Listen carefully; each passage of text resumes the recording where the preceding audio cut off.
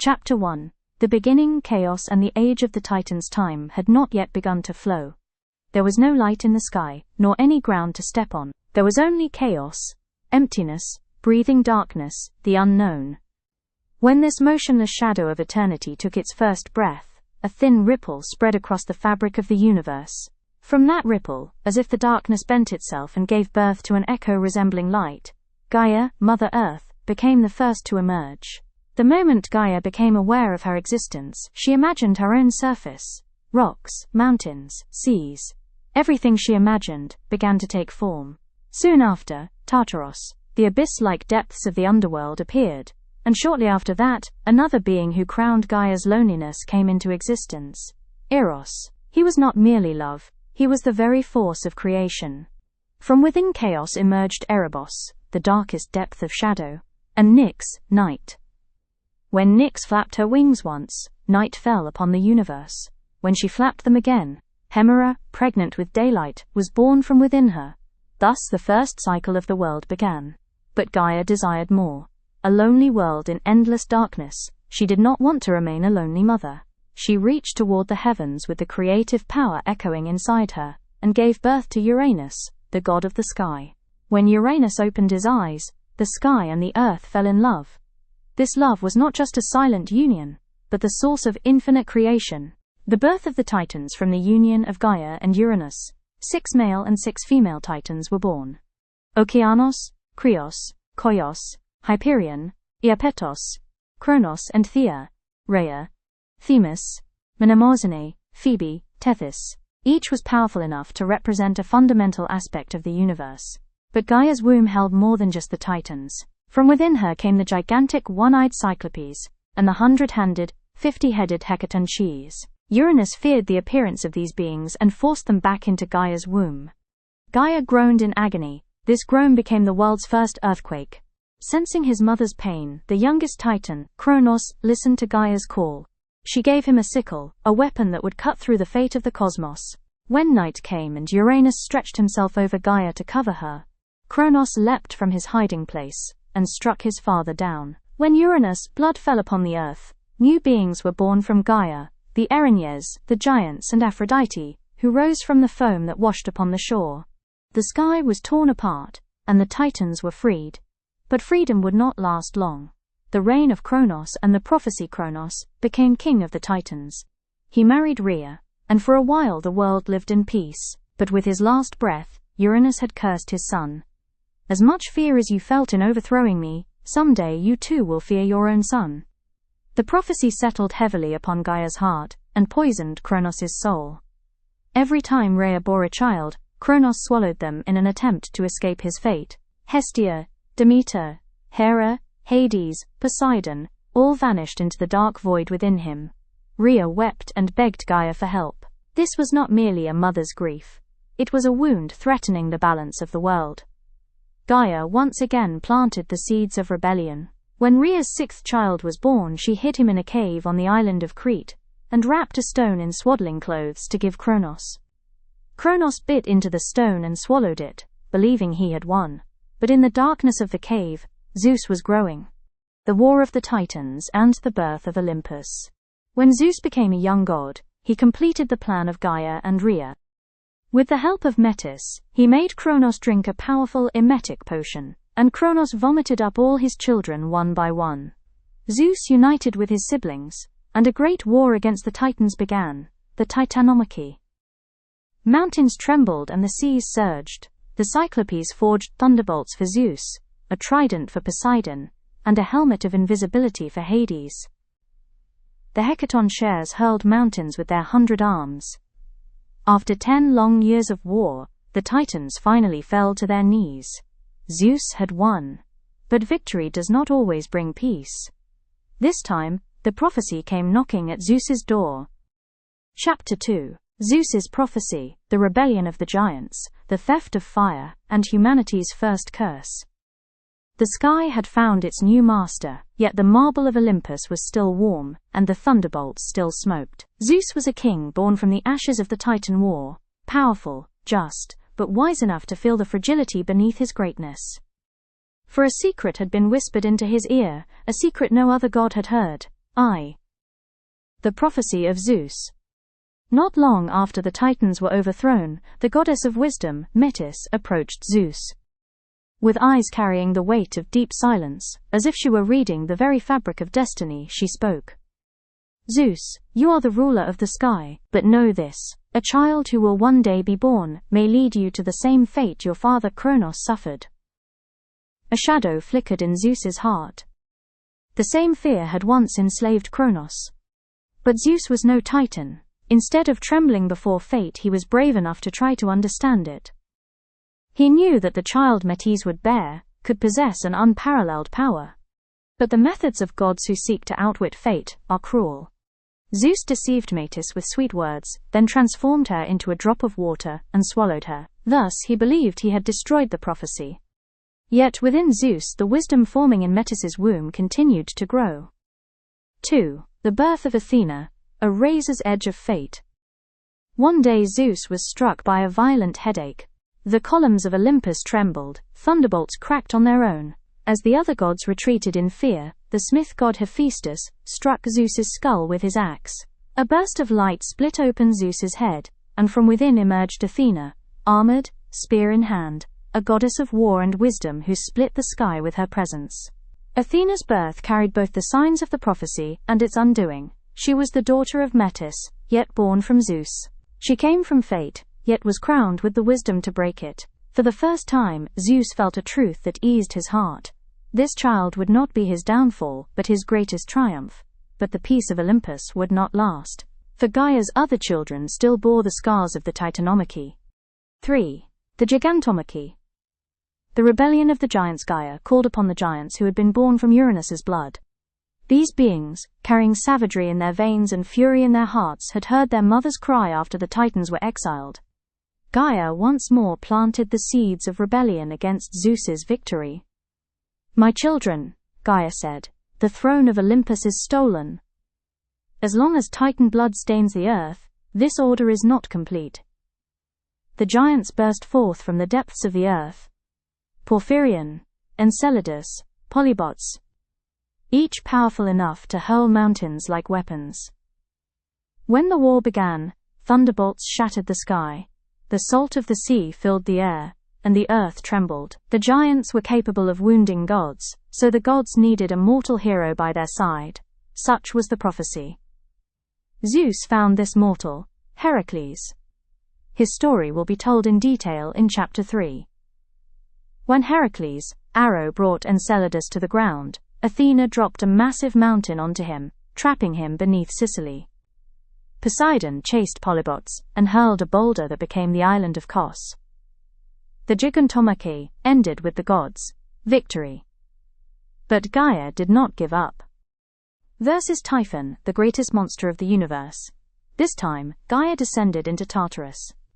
Her fury merged with the sparks of darkness and gave birth to an endless terror. Typhon. Typhon was the greatest monster the world had ever seen. He had 100 serpent heads, wings and arms strong enough to tear down mountains. When he spoke, his voice echoed like the screams of thousands of beasts. Even Zeus was afraid. The battle lasted for days. Typhon cut out Zeus's sinews and hid them, leaving him powerless. But Hermes and Pan secretly recovered Zeus's sinews. Zeus regained his strength and faced Typhon one final time at the slopes of Mount Etna. Thunderbolts split the sky in two. Typhon's scream was heard from Sicily, and Zeus buried him beneath Etna.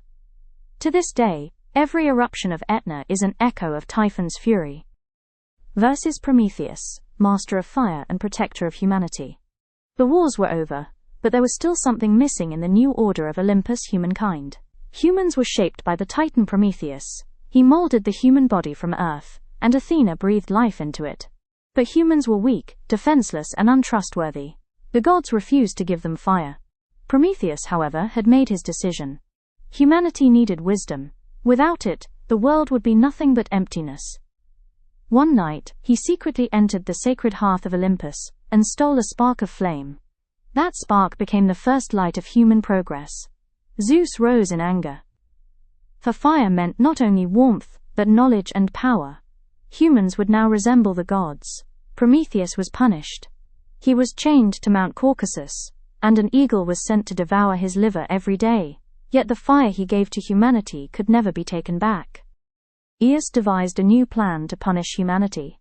He ordered Hephaestus to create a beautiful woman. The goddesses bestowed gifts upon her. Aphrodite gave beauty. Hermes gave cunning. Athena gave skill. Her name became Pandora, the one endowed with all gifts. Zeus gave her a box and told her never to open it. But curiosity was a curse crafted by the gods. When Pandora opened the box, diseases, sorrow, jealousy, death and suffering escaped and spread across the world. As the box closed, the only thing left inside was hope. This is why, no matter how much humans suffer, they continue to live on. Hope is the only gift Pandora left behind. 7. The Deucalion flood, humanity's rebirth. Humanity succumbed to the evils released by Pandora, the world filled with crime and chaos. Zeus looked upon the earth and was filled with wrath. "This order is broken," he said, and summoned dark clouds to the sky. Rain fell for 40 days and 40 nights. Rivers overflowed, valleys drowned. Only 2 people survived: Deucalion, son of Prometheus; Pyrrha, daughter of Epimetheus. With a small boat, they reached the peak of Mount Parnassus. Zeus took mercy on them. They went to the temple of Themis, where a voice spoke. "The bones you throw behind you will create a new humanity." Deucalion and Pyrrha cast behind them the stones, the bones of Gaia. The stones turned into humans. Thus the world became filled with people once again. After all these wars and catastrophes, the order of Olympus finally settled. The gods took their places, humans built cities, and new cultures were born. But this peace was only a brief breath. For those who would now step onto the world's stage were no longer gods, but heroes. Heracles, Perseus, Theseus, the Argonauts. The curtain was rising on the brightest era of Greek mythology. Chapter 3. The Rise of Heroes. The Age of Heracles, Perseus, Theseus, and the Argonauts. When the wars of the gods ended, the world grew quiet for a time. But silence is always the deep breath before a storm. For mortals living under the shadow of the gods had begun to weave their own destinies. This was an age when humans spoke with gods, monsters roamed the mountains, and fate was rewoven every day. The thrones of the gods were secure, but the world still trembled. Those who would keep order standing were now the heroes. I, Heracles, the greatest son of the gods, won. Birth and jealousy. Zeus had fallen in love with a mortal woman, Alcmene. From the night he spent with her, Heracles was born. When Hera learned of Zeus's betrayal, even the clouds turned black with her rage. While Heracles was still a baby, she sent 2 serpents to his cradle, but Heracles strangled them with his bare hands. It was only the beginning. As he grew, Hera sent madness upon Heracles, and in a moment of frenzy, he accidentally killed his own family. Guilt followed him like a shadow. To cleanse himself, he went to the oracle of Delphi. The oracle spoke with the voice of Apollo. "If you wish to rise from darkness, you must complete the 12 labors." The 12 labors. The tasks of Heracles were not challenges a human could endure. They were trials that even gods feared. The Nemean lion. A lion whose claws could cut bronze, whom no weapon could wound. Heracles strangled it with his bare hands. The Hydra, a serpent monster that grew 2 new heads for every one cut off.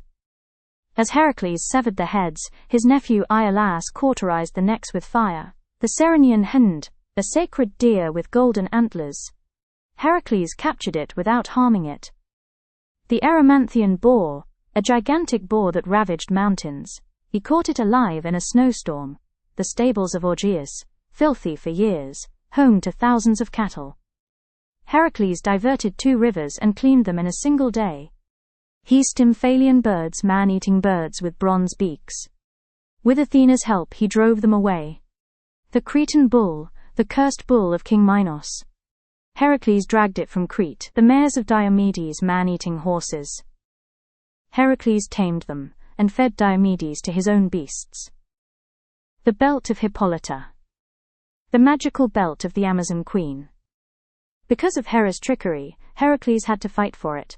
The cattle of Geryon, the 3-bodied giant, and his furious guardian dog Orthrus.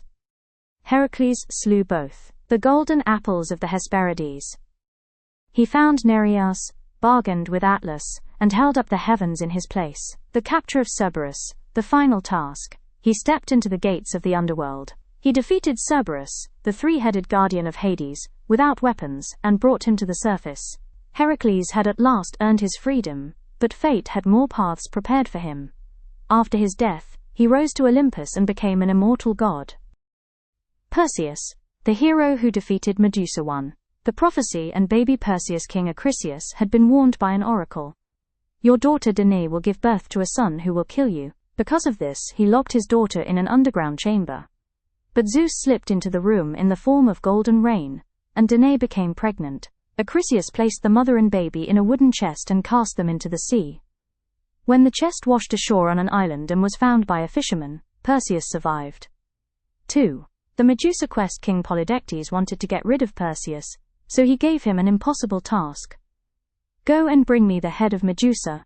Medusa was a gorgon whose hair was made of snakes, and whose gaze could turn any human into stone.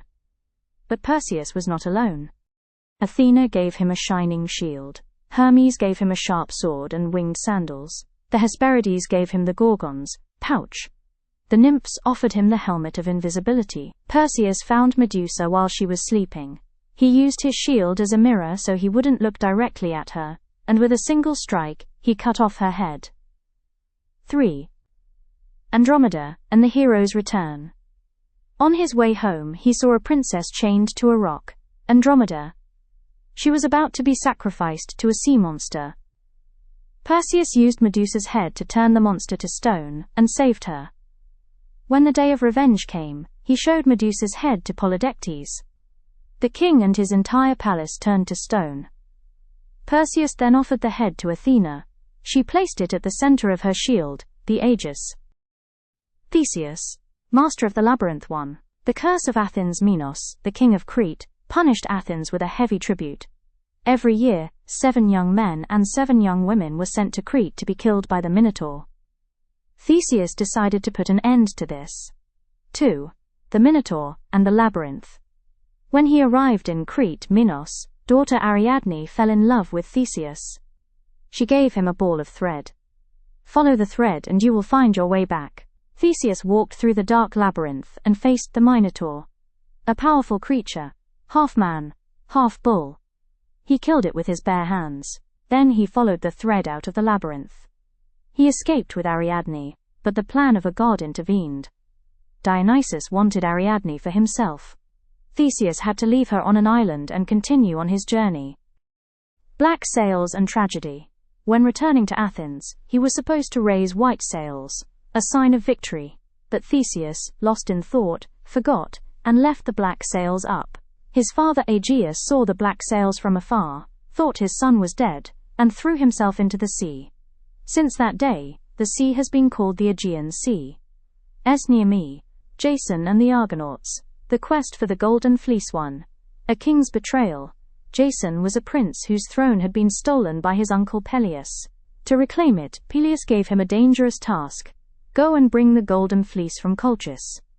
2. The Argo ship and the heroes. Jason gathered the greatest heroes of the era: Heracles, Orpheus, Castor and Polydeuces, Atalanta, Zetes and Calais, and many other demigods. This group was called the Argonauts. Their ship was named Argo. 3. Colchis and Medea.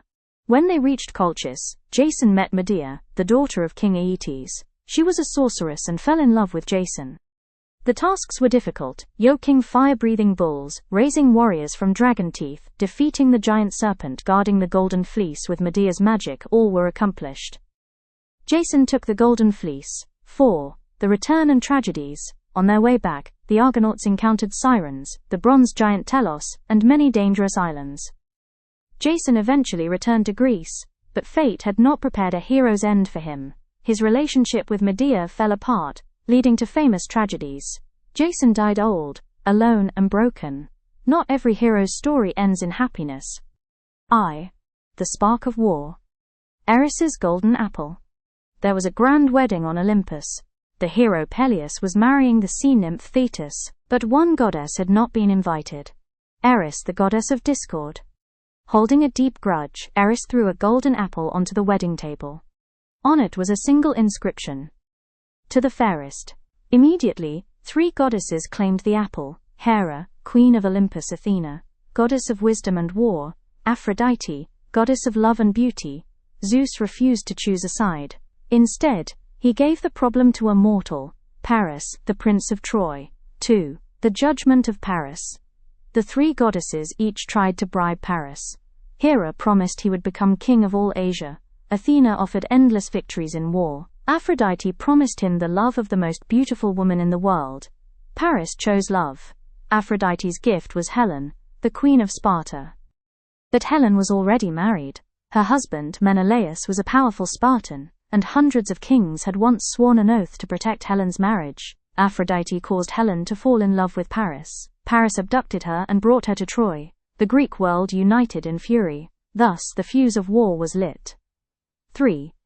The gathering of the Greek army. With the help of his brother Agamemnon, Menelaus called upon all the Greek kings. Years ago, Helen's suitors had sworn an oath. Whoever Helen marries, we will defend her husband. Now they were bound to join the war. And what a host it was. Achilles, the greatest warrior among mortals. Odysseus, master of cunning Ajax. A giant of a man, Diomedes. A hero feared even by gods, Nestor. The wise commander Patroclus, companion of Achilles. Thousands of ships gathered at Aulis, but the winds did not blow. The armies could not set sail. The goddess Artemis was angry. Agamemnon had once offended her while hunting. To restore balance, she demanded a heavy price. You will sacrifice your daughter, Iphigenia. This cruel decision sealed the army's fate. With heavy hearts, the girl was sacrificed. In some versions, Artemis secretly saves her. The winds rose. The war was about to begin. IV. Troy. The pride of the Golden City, Troy was famous for its strong walls, wise King Priam and its brave princes. Hector, Priam's eldest son, the shield of Troy. Paris, the prince who sparked the war. Aeneas, the hero who would one day become Rome's ancestor. Cassandra, the tragic prophetess whose true prophecies were never believed. Even in the early days of the war, Troy proved it would not fall easily. Versus Achilles and Hector, clash of heroes. The fate of the war hung between the breaths of two great warriors. 1. The quarrel between Agamemnon and Achilles. When Agamemnon seized a war prize from Achilles, the great warrior withdrew from battle in rage. Without Achilles, the Greeks suffered defeat after defeat. Hector led the Trojan army and drove the Greeks back toward their ships. 2. The death of Patroclus. Achilles' closest companion Patroclus donned his armor and entered the battle. Everyone believed he was Achilles, but Hector struck him down. The news stabbed Achilles' heart like a blade. That moment, he became a shadow made of grief. 3. The wrath of Achilles. Achilles returned to the battlefield like a lightning bolt. Neither Hector's brothers, nor the warriors, nor even Ares' children could stop him. At last the time came for Achilles and Hector to face each other. They fought in the shadow of Troy's walls. Hector was brave, but Achilles was a storm born from rage. When Hector fell, Achilles tied his body to his chariot and dragged it. The cries of Troy rose into the sky. But his fury would not last forever. 4. Priam's visit. One night, King Priam of Troy entered Achilles' tent in secret. He knelt and said, "Give me back my son. You too are a son of a father. Feel my pain." Achilles saw his own father in Priam's eyes. He returned Hector's body. Amid the ashes, the tears of two great men met. These. The death of Achilles. A prophecy fulfilled. A prophecy had long foretold Achilles' fate. If he fights at Troy, he will die, yet his death will bring eternal glory. Paris, guided by the god Apollo, shot an arrow into Achilles' only weak spot, his heel. Achilles died. The Greek army sent its hero into eternity. 7. The fall of Troy. Deception, fire, and the silence of the gods. For 10 years, the Greeks besieged Troy, yet its walls never broke. Not until Odysseus's mind devised a plan. The wooden horse. Odysseus suggested building a giant wooden horse. The best warriors hid inside it. The rest of the army pretended to sail away. The Trojans brought the horse into the city as a prize. At night, the hidden warriors emerged. They opened the gates. The returning Greek army poured inside. Troy fell in a single night of fire. Priam was killed. Cassandra was taken by those who did not value her. Aeneas fled with the survivors. He would become the father of Rome. As Troy burned, the gods watched in silence. Human fate had been fulfilled. 8. After the war. The fates of the heroes. The fall of Troy was not the end. Each hero had his own path. Odysseus began a long and perilous 10-year journey home. Aeneas traveled west to found a new civilization. Helen returned to Sparta, forever changed. Paris died before Troy collapsed. Achilles became immortal in legend. The ashes of the war shaped both human history and the heart of myth. The endless flow of Oceanus, one of the first children of chaos, was a river that encircled the world, an immeasurable, endlessly winding cosmic ring of water. Neither sea nor river, something between the two, a mysterious force that was both flow and boundary. In myths, Oceanus never liked to fight. While his Titan siblings shook the heavens, he continued to flow in silence. There was a secret humans did not yet know. Within the waters of Oceanus lay the first reflection of every soul on earth. He was not only the ancestor of future sea gods, but a river of memory carrying the essence of all emotional currents. If a mortal could approach Oceanus's shore, at the deepest hour of night, they would see the trembling silhouette of their own fate reflected on the water's surface. Rhea sometimes sat by the shore of Oceanus, bringing her face close to the water. The water showed her the distant vibrations of the children she would one day bear. Zeus, who is the storm, Hades, who is the darkness, Poseidon, who is the deep breaths of the sea, but these visions were always unclear. Fate was never fully revealed to any mortal or god. 7. Tethys and the waters of lost languages.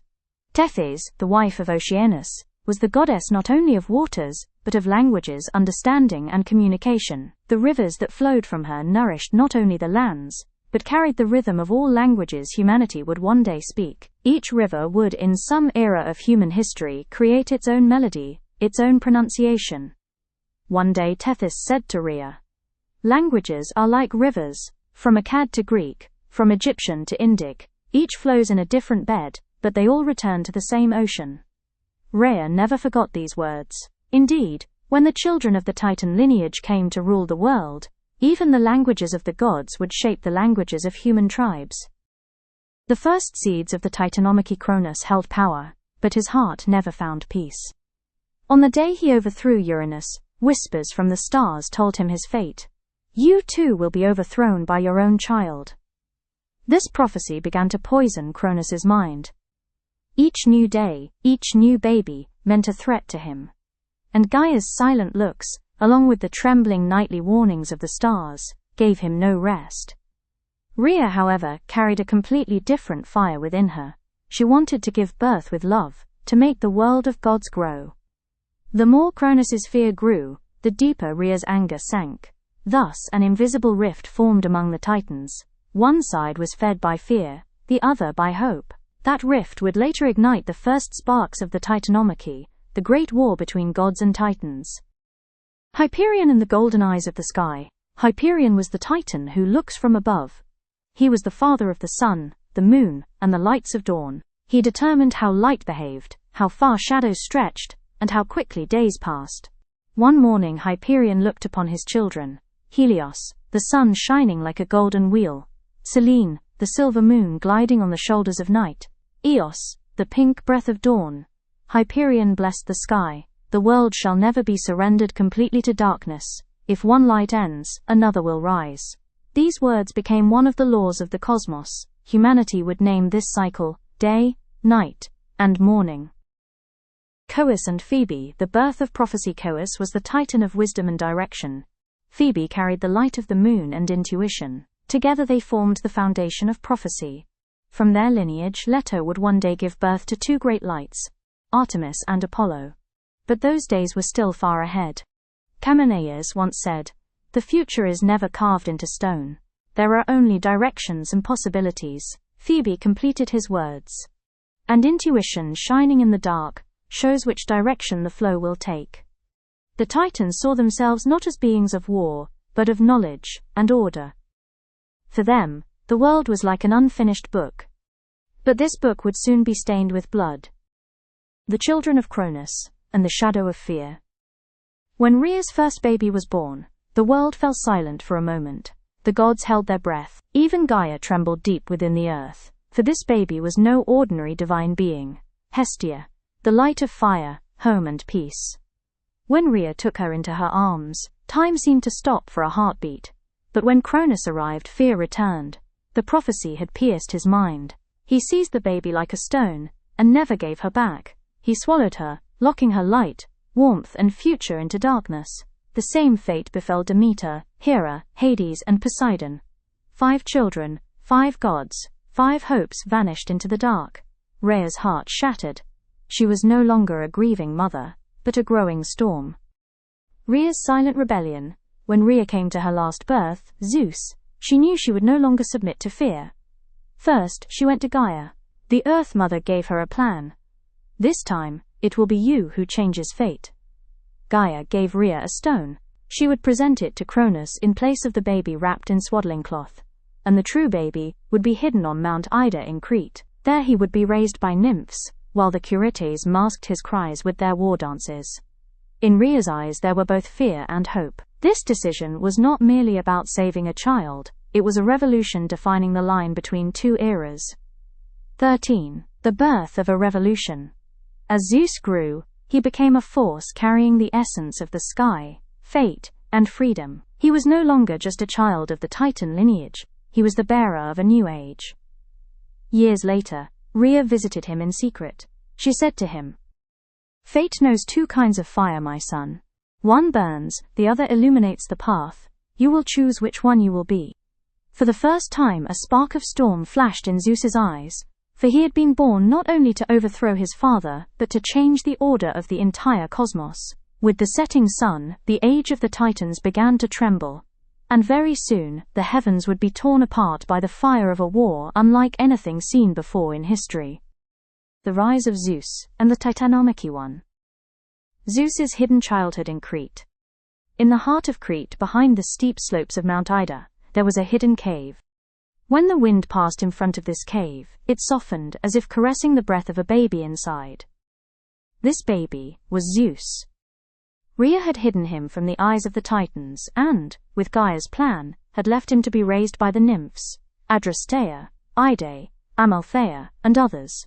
Each of them became both mother and teacher to Zeus. Amalthea, the sacred goat, fed Zeus with her milk. One day he was playing so joyfully that he accidentally broke one of Amalthea's horns. Zeus was so saddened that he filled the horn with the light of the stars. Thus the cornucopia, the horn of plenty, was born. Meanwhile, the beings called the Curetes performed a rhythmic dance around the cave, striking their spears against their shields, their noise hiding Zeus's crying. If Cronus or the other Titans had heard them, Zeus would have been destroyed before he had even learned to walk. But Zeus's fate would not be written in silence. It would be written in the sound of thunder. The encounter with Metis, the light of wisdom. As Zeus grew, he became not only strong, but curious and eager to learn. One day, while sitting in the shadow of a rock in Crete, a figure appeared. Metis, the goddess of wisdom from the Titan lineage. Metis's eyes were calm like deep lakes. She said to him, "You have strength, Zeus, but strength without intelligence is a blind storm." Zeus respected her, and for a time he secretly trained under Metis's guidance. She taught him the language of fate, how a political mind works, and that one must understand an enemy before defeating them. The first principle Metis taught was this: to overthrow a tyrant, you must first disarm his fear. Cronus's greatest weapon was fear, and Zeus knew the source of that fear, Cronus swallowing his children and his panic over the prophecy. Metis prepared a potion for him, a drink that would make his father vomit up the gods he had swallowed. Thus the first stone of the war was placed. His storm boiling in Cronus's mind, Cronus felt a disturbance within him. Though the universe seemed under his control, something was missing. Some nights he felt a strange weight on his chest, and saw broken chains in his dreams. Rhea's changing glances, Gaia's silent smile, the stars whose shimmer no longer fell in the same place, all were telling him something: danger is coming. When Cronus was alone at the peak of Olympus, he would mutter to himself, "Will my end come by the hand of my child?" But prophecies and the fate of the Titans always came true. No matter how much Cronus tried to escape, a single child, hidden and concealed, had begun to hear the voice of destiny. 4. Zeus's first step. Confronting his father. When Zeus reached the height of his youth, he carried a power that could no longer fit inside the cave. Amalthea's cave seemed to shrink. The stones trembled with his breath, and clouds on the mountaintop grew heavy with his presence. Metis gave him the potion. Zeus set off toward Olympus. When he entered the palace of the Titans, no one understood who he was. He entered like a servant, walked like a revolutionary. He approached Cronus and offered the potion in a golden cup. Cronus drank it, and at that moment, the powers he had suppressed for centuries burst within his chest like a storm. Cronus trembled, roared, and then regurgitated the gods one by one: Hestia, Demeter, Hera, Hades, Poseidon. 5 Titan children were freed in an instant. The balance of the world shifted. Zeus did not retreat. "I am Zeus," he said, "your end and the beginning of a new age." Cronus's eyes widened in fury. The heavens witnessed for the first time the moment lightning was born. 5. The Titanomachy. The clash of 2 ages. Cronus did not want to recapture his freed children. Instead he summoned the Titans. Hyperion, Coeus, Creus, Iwaius Iapetus, each prepared for war with burning fury. Gaia shook the earth. Mountains split. Oceanus struck the shores. And the Titanomachy began. The war lasted 10 years. Zeus, son of lightning. From the highest peak of Olympus, Zeus commanded the war with his lightning. The skies turned into balls of fire in his hands. Poseidon, shaker of the seas. When Poseidon struck the ground with his trident, the sea surged. Waves grew large enough to swallow Titan armies. Hades, king of the unseen Hades, slipped among the Titans using his invisibility, bringing them down one by one with his chains. The power of the goddesses Hera scattered the Titans with tactical strikes. Demeter lifted and broke the earth. Hestia created protective fields of fire. But the Titans did not yield easily. Cronus's rage shook the stars. Hyperion's light scorched Olympus. Atlas shielded himself against the weight of the war, while carrying the heavens on his shoulders. 6. Zeus's secret allies, the Hecaton Scheres and the Cyclopes. At the most critical moment of the war, Gaia intervened once more. "If you wish to defeat the Titans, you must free their first victims." The Cyclopes and the Hecaton Scheres, the children of Uranus chained and forgotten. Zeus rescued them from the deepest darkness of Tartarus. The Cyclopes gave Zeus 3 gifts: lightning, thunder, thunderbolt. The Hecaton Scheres, with their 150 arms, tore the Titan armies apart. The balance of the war shifted that day. The fall of the Titans. After 10 years, the Titans retreated. Cronus's palace collapsed. Mountains fell. The storm did not cease over Olympus. At last, Zeus brought his father down and cried out to the sky, "The old age has ended. A new age begins." Cronus and the Titans who stood with him were chained in Tartarus. Atlas was given a different punishment: to carry the sky on his shoulders. Forever, the Titan age had ended. 8. The birth of Olympus. After the victory, Zeus called his siblings to the peak of Mount Olympus. There they established a new order: Zeus, king of the sky and the gods; Poseidon, the unshakable ruler of the seas; Hades, the unseen lord of the underworld; Hera, queen of the gods; Demeter, mother of the earth and abundance; Hestia, the peace of the hearth and home. Olympus rose into the sky. The gods built their own thrones. The world encountered for the first time the age of mild order. But every order brought new conflicts, new legends, and new heroes. Zeus's reign was only a beginning.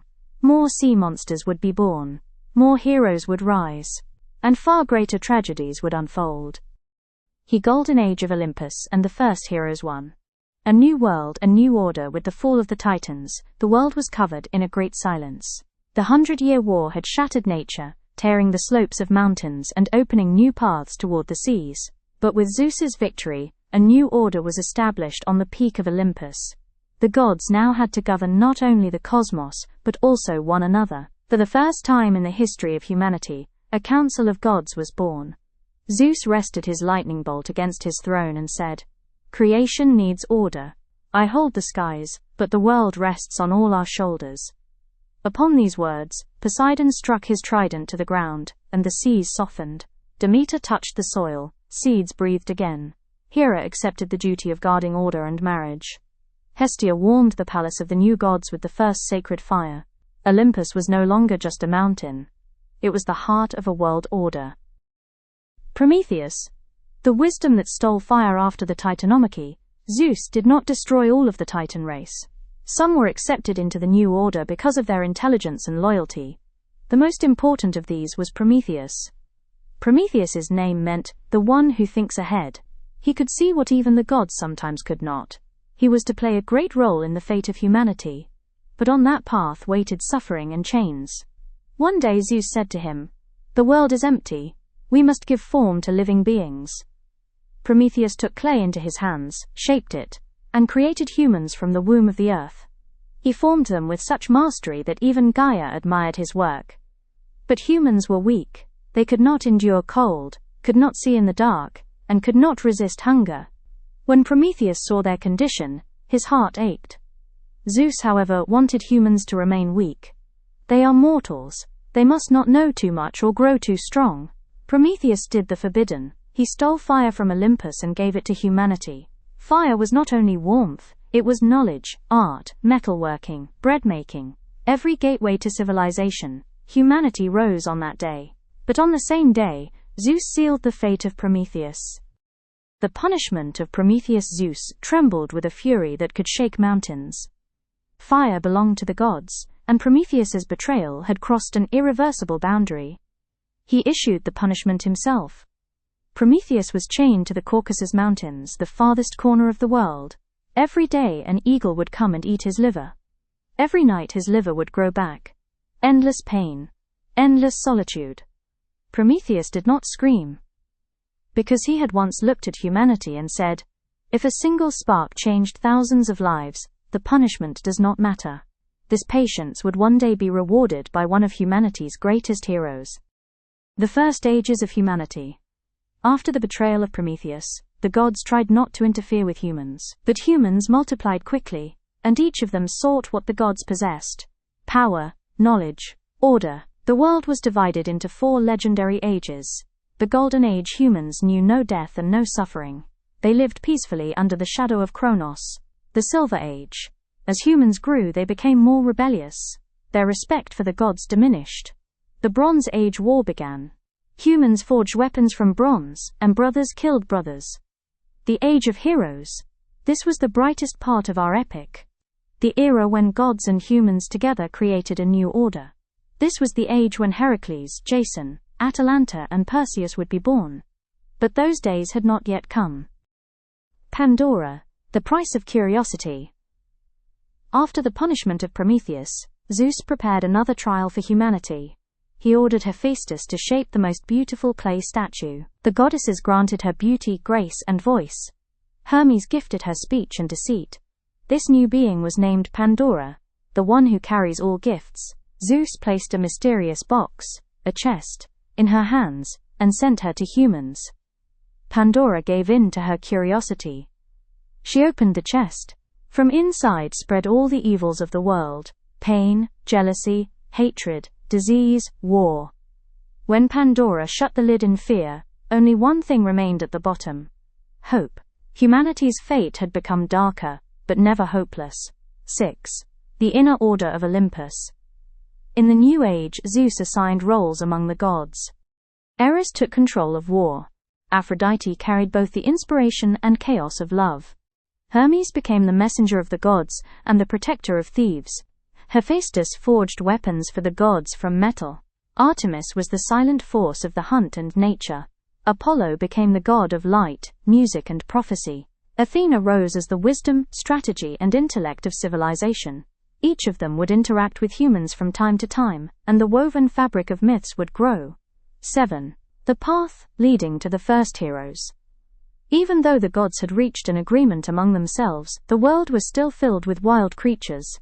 Giant serpents roamed the forests. The seas boiled with monsters like Scylla and Charybdis. In the mountains, one-eyed creatures and dragon-like beasts hid. This world would be the stage not only of gods, but also of demigods. Zeus said, "We established order, but the ones who will sustain it are the heroes." And thus the threads of fate began to be woven. From the fire of Prometheus and the chaos left by the Titan War, a new age was born, the Age of Heroes. Soon legendary figures like Perseus, Heracles, and Theseus would step onto this stage.